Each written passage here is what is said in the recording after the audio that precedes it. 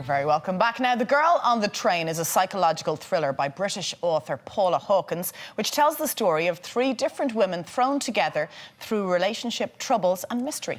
The book spent 13 weeks at #1 on the New York Times bestseller list, so it came as no surprise that following that success, the story has been adapted for the stage. Yes, former EastEnders Samantha Womack takes on the lead role of Rachel, the part played by Emily Blunt in the movie version.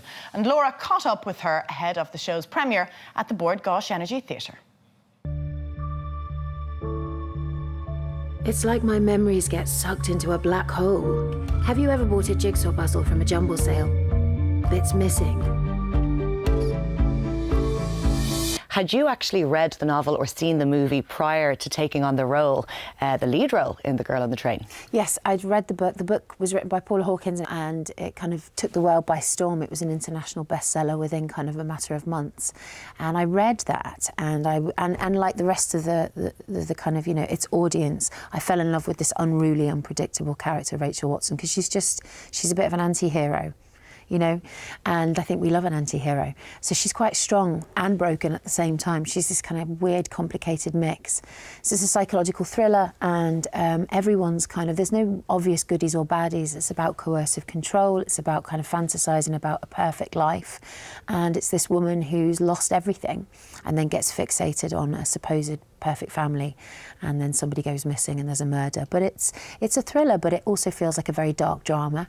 There's so many threads to the story. Yes. And in fact, as you mentioned, Rachel is such a complex character, and yet I suppose what resonated with me, I've also read the book, and so many other readers, hence the best-selling title, is that we could engage with the character and understand the character. Yes. And that sense of not being believed, which is so timely now in 2019 with the Me Too movement. Well, we were just talking about this earlier, actually. It's a very interesting thing. It's that kind of coercive control and, you know, that kind of manipulation of someone's mind, that kind of terrible you know, a position of being lucid, or so you think, and talking about things and people just not taking you seriously or believing you, and that feeling of isolation.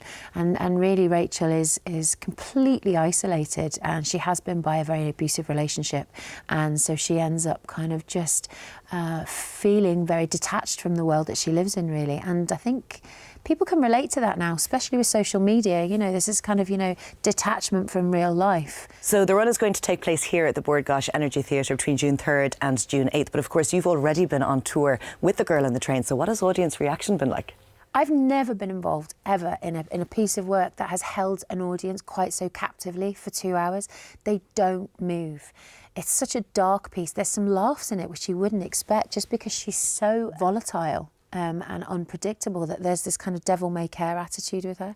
So there's some real funny laughs. But by the end of the second half, I don't think I've ever been involved in anything where I felt an audience palpably kind of on the edge of their seats. And it's upsetting and it's moving. It's not an Inspector Calls type thriller. You know, it's much darker, and I think the novel really lends itself to being kind of more suited to a theatrical production, because it's the voice in Rachel's head that is the main narrator, and you kind of can lose that in the medium of film. And I suppose the story stays with you as you leave the theatre, and that's what you want as an actor on stage. It stays with me after I do it every night. I always feel a bit stunned after the show. It's a roller coaster for me. I never leave the stage.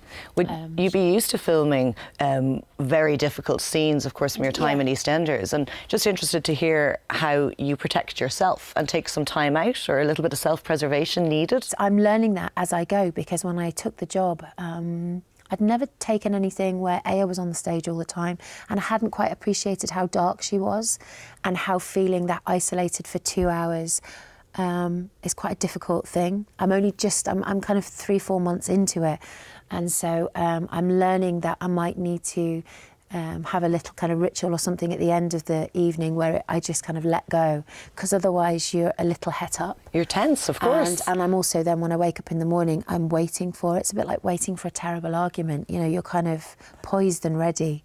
And so I'm learning how to kind of manage that as I go. And of course, you've had many scenes like that as Ronnie Mitchell over the years. You get downtime with filming. You know how you do the scene and then you go and have a cup of coffee or a natter. This is just relentless. But is that not harder then to get back into the tense situation? Yeah, definitely. You're more of an engineer as a TV or film actor. It's not quite such a cathartic journey from beginning to end.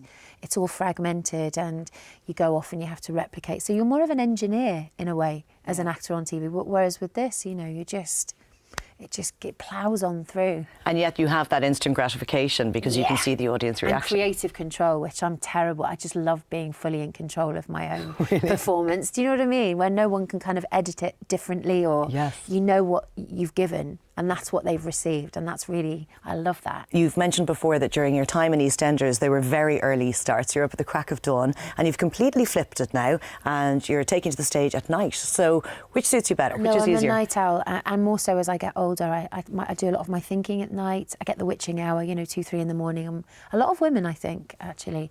Why is that? We've got consciences, maybe? Maybe. I don't know.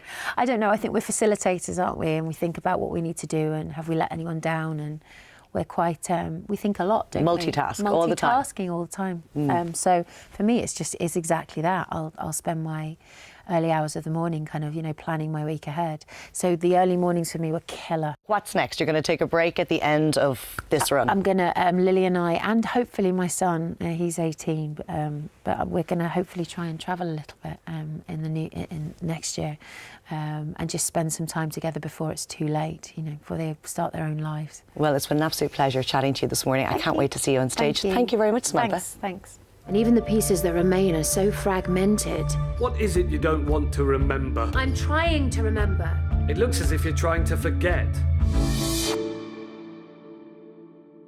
There you have it. Now, The Girl on the Train will take to the stage at Dublin's Bord Gáis Energy Theatre from June the 3rd to the 8th, and tickets are available on the bordgaishenergytheatre.ie. She seems lovely, doesn't she? Really Lovely good. girl. Yeah, really nice. And I'd say that play is terrific. Yeah, I would too. Particularly if you're a fan of the book or the movie. Of course, yeah, it's incredible. Often the play is better than the movie, isn't it? Well, it is, yeah. Well, is it? But I would say that, wouldn't I? You would say that. Yes, slightly biased here. Yeah.